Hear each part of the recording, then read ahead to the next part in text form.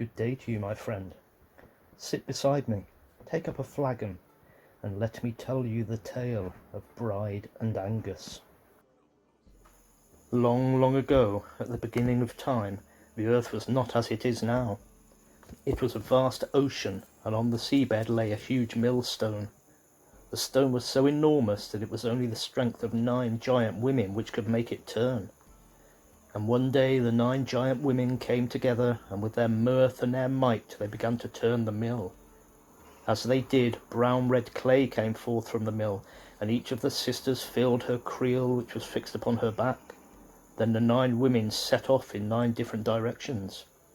One of the sisters, Beira, was a hag who headed to the north, and there became the queen of all the goddesses. As she walked, clods of earth began to spill from her creel, making the mountains of Scotland. She swung her mighty hammer, hammering and thumping the earth, creating valleys and glens.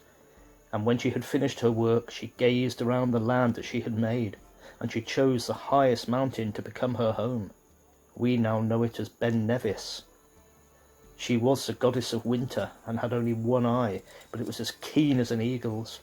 Her teeth were like little rusty pegs, and her hair was as white as hard frost upon an aspen. She was lonely, grumpy, and quick to anger. Her skin was wrinkled and dull dark blue. Every year she tried to stop the oncoming spring by hammering down any green shoots and knocking new buds off the trees with her sharp switch. Beira had many slaves, and one winter she took a new and beautiful maiden called Bride as a slave. She imprisoned Bride in the bowels of Ben Nevis. She was always scolding Bride, finding fault with her and making her do the most menial and difficult tasks. One day she gave Bride a brown-coloured fleece and said to her, "You must wash this in the cold running stream until it is white, and don't you dare come back until it is gleaming white." Bride took the fleece and washed it in the waterfall which cascaded down from the mountain, but try as she might, the fleece would not come clean. Day after day she laboured, until one day an old grey-bearded man came upon her and found her weeping. "Why are you weeping, my child?" he asked. "Queen Beira has commanded me to make this fleece white, and it cannot be done." "Who are you?" she asked. "My name is Father Winter. Give me the fleece and I will make it white for you." Father Winter took the fleece, and he shook it once, twice, 3 times, and when he handed it back to her, it was gleaming and as white as snow. Then he gave Bride a little bunch of snowdrops, and he said, "Show these to your mistress and tell her that the green shoots have sprouted beneath the white snow." Bride returned to the mountain castle of Beira and laid the clean fleece at Beira's feet. But the old queen scarcely looked at it, for her eyes were fixed upon the snowdrops. "Where did you find these flowers?" she asked angrily. Bride told Beira about the old man in the forest. "Evil are the tidings you bring me, girl. Be gone from my sight." Bride felt a little fluttering of hope in her heart. Perhaps at last Queen Beira's rule might be coming to an end. Beira jumped on her grey steed and rode off to the north, the south, the east and the west, hammering the earth and trying to keep the spring at bay. Meanwhile, on the green Isle of Summer, which drifted on the silver-blue tides of the Atlantic off the west coast of Scotland, Angus, god of summer, dreamt of a beautiful maiden who was weeping. When he awoke, he told his father about his dream. His father said, "The fair princess whom you have dreamt of is Bride, and in the days when you are king of summer she will be your queen. She is weeping because she is kept prisoner by the Queen of Winter." "I must go forth at once to search for her," said Angus. The king said, "Now is the wolf month, and uncertain is the temper of the wolf. Wait here until the green grass begins to grow and the seas are calm." "I cannot wait," said Angus. "I must go now." And so he rode to the ocean, and there he waved his wand once, twice, 3 times over the ocean, and he borrowed 3 days from the month of August, giving them to the month of February. At once the sea was calm and the sun shone through the grey clouds, and Angus mounted his white steed and rode in his royal crimson robe across the sea. An aged bard looked eastward, and when he beheld the fair Angus, he lifted up his harp and sang a song of welcome, and the birds of the forest sang with him. And this is how he sang.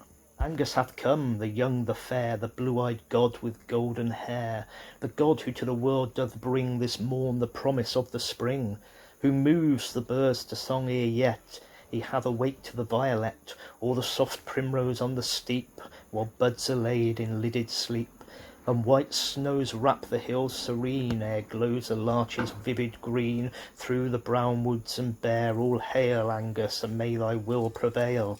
He comes, he goes, and far and wide he searches for the princess bride. That night Bride saw him in a dream, and knew that he longed to set her free. When she awoke she was shedding tears of joy, and where her tears fell, little violets as blue as her eyes sprung up. Angus rode across the snow-covered lands of Scotland, and when at last he came to Ben Nevis, he freed Bride from the fortress. And she stepped outside, and as she walked upon the snow it melted, and little spring flowers sprung up. The fairies came out of the forest and led Angus and Bride back into the forest, where they were greeted by the fairy queen, who waved her wand and transformed Bride's clothing from rags to a white and silver robe. The linnet was the first bird in the forest to hail Bride, and the fairy queen proclaimed from now on that the linnet will be known as the bird of Bride. Down on the seashore the oyster-catcher shrieked with joy, and the fairy queen named the oyster-catcher the page of Bride. In Bride's right hand she carried a white wand entwined with golden cornstalks, and in her left hand a golden horn of plenty. So the fairy queen wed Angus and Bride, and as they walked forth from their wedding they came to a river which was covered in ice. Bride dipped her fingers in the river, and when she did so the ice hag fell into a deep sleep from which she would not awake until summer and autumn were over and past. Beira could hear the singing of the birds, and she set off at once to wage war against Angus and Bride. She rode on her grey steed, kicking up dark clouds at her heels, but Angus and Bride had already left the land of Scotland for the green Isle of Summer, where they were proclaimed King and Queen of Summer. The battle between Beira and Angus waged on for many days and many weeks, but finally Beira was so weary that she threw her hammer underneath the holly bush, and that is the reason why no grass grows under the holly trees. Beira's grey steed went northward with her in flight, and as it leapt over Loch Etive it left the marks of its hooves on the side of a rocky mountain, and the spot is named to this day Horseshoes. She did not rein up her steed until she reached the island of Skye, where she found rest on the summit of the old wife's Ben, or Ben y Caelic, at Broadford.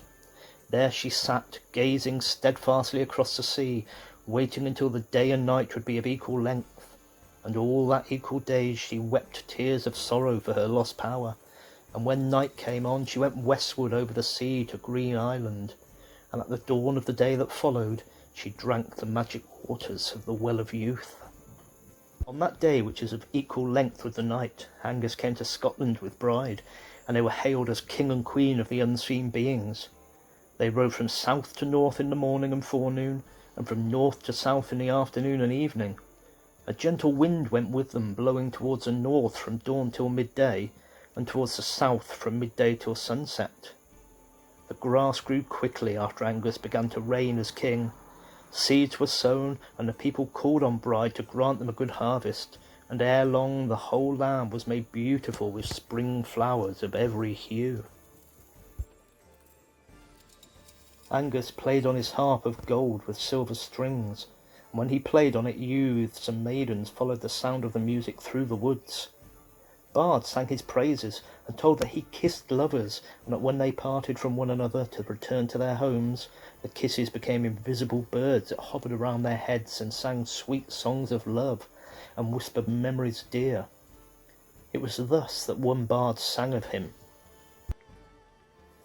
When softly blew the south wind o'er the sea, lisping of springtime hope and summer pride, and the rough rain of Beira ceased to be, Angus the ever young, the beauteous god of love, the golden-haired, the blue mysterious-eyed, shone like the star of morning high among the stars that shrank afraid when dawn proclaimed the triumph that he shared with bride, the peerless maid.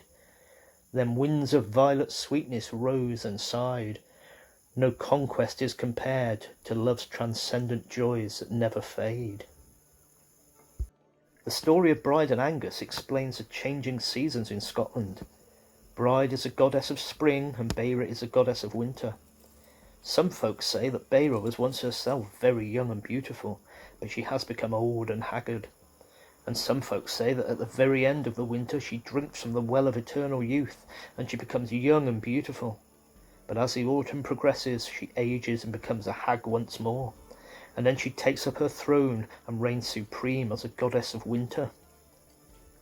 The story brings comfort though, because if you are in the depths of winter, and Beira is ruling, and the snow is falling, and the winds are howling, you can always remember that it won't be long before the wedding of Bride and Angus, and the coming of a new spring. Well, that is the story of Bride and Angus. I hope you enjoyed the tale, and if you did, please like, subscribe, and leave a comment below. I bid you a fond farewell, my friend, and hope to sit with you again very soon.